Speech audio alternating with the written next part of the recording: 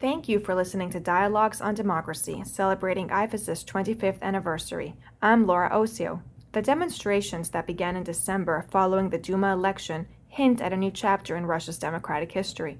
As we look back at IFES's 25 years in the field of election assistance and democracy promotion, Irina Zaslavskaya, IFES Program Officer for Europe and Asia and a native of St. Petersburg, talks to us about Russia's transition to democracy, both in the early post-Soviet days and today. Russia is experiencing its own version of the Arab Spring as people are demanding true democracy. You helped facilitate the very first exchange between IFES and the post-Soviet Russian Electoral Commission. Looking back and in light of all of that, what do you make of these latest developments?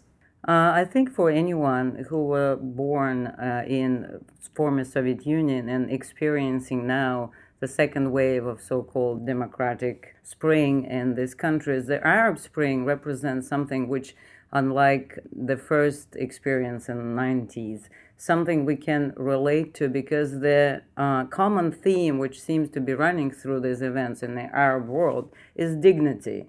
And time after time, we heard this word repeated in various parts of the Arab world with the beginning of the tragic self-immolation of the young vendor in Tunisia. And I think this time Russian citizens are exactly demanding the self-respect or dignity. And this is a very new feature, I think, in this part of the world, because despite the early activist efforts, the general public seemed to be in the 90s were not really feeling that this is their right to demand accountability for the government. It was enthusiastic activists who were trying to create new system, but public at large did not feel, I think, such a need. And now we see young people, the generation born after the Soviet collapse, demanding very forcefully respect from its government. And I think this is actually a very exciting time because it's probably the first time in Russian history.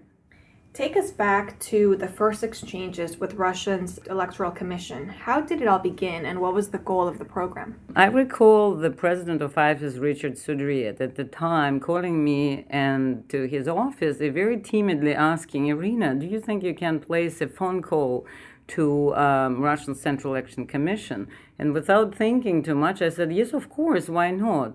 And this is how I think, made the first ever interaction between American NGO and the Central Election Commission of Russian Federation, which at the time was not even the permanent body. I did not feel that it was very hard, but it turned out to be very, very important event. Since then, IFES, from 1993 to 1999, established office in the country, had a very successful series of projects, worked to establish first permanent Central Election Commission, worked heavily with 3 chairmen, and I would say successfully helped to implement the technical assistance to first commission, and I think participated in several exchanges for chairman to visit the US and to see the electoral system here.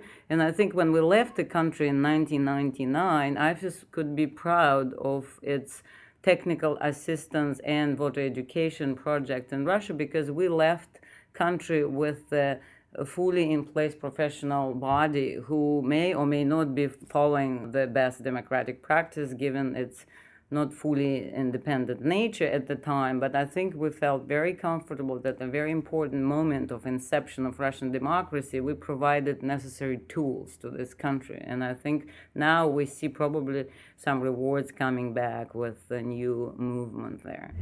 IFES was heavily involved in helping post-Soviet countries establish their electoral systems. What memories do you have of those days?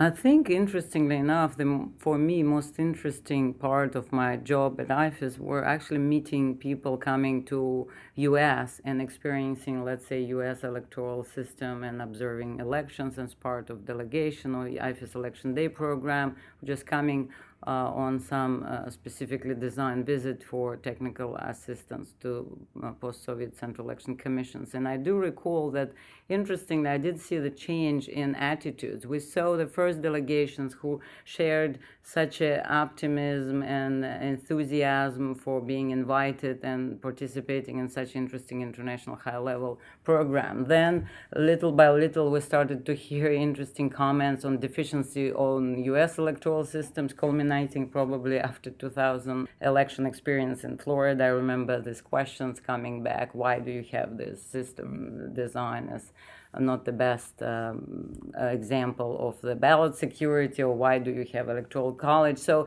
we saw much more assertive participants in our programs, and it was very rewarding because you can see that they actually grown, and we participated in this program with the same people or new generation of the electoral commissioners or visitors, and I did notice this difference. I also remember very much the enthusiasm of people coming to polling stations in the first years of post-Soviet transition. I do remember people experiencing really high hopes for this change, and later I think we saw somewhat more reserved feelings toward the democratic exercise. Let's say in Central Asia, I do remember very interesting student summer camps or the work with youth on civic education, which I think was a high point in all our project in Central Asia. I also remember meeting some president like Nazarbayev, for example, when IFES was involved in civic education work, and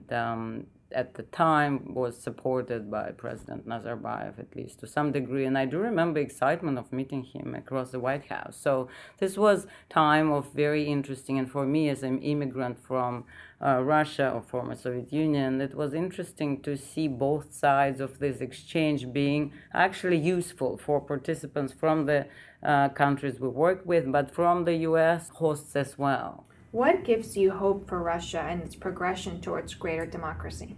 I think for the first time in Russian history, we're actually witnessing something very new. We're witnessing public who is no longer able to accept the status quo, the public who actually demands respect from the government, and public who is not going to accept anything less than a meaningful relationship between government and citizens. And I think what also is very important, it seems to me, after the turbulent Russian history, the Russian government is no longer able to see violence or coercion as the acceptable tool in governing the country. I think it's actually very new, and we can safely say that whatever the conflict may arise in the next election cycle, I do not perceive that this can be bloody revolution-style events which were witnessed either in the beginning of 20th century in Russia or even in some transition in some other countries. I think Russian public is mature enough. Young Russian citizens are ready to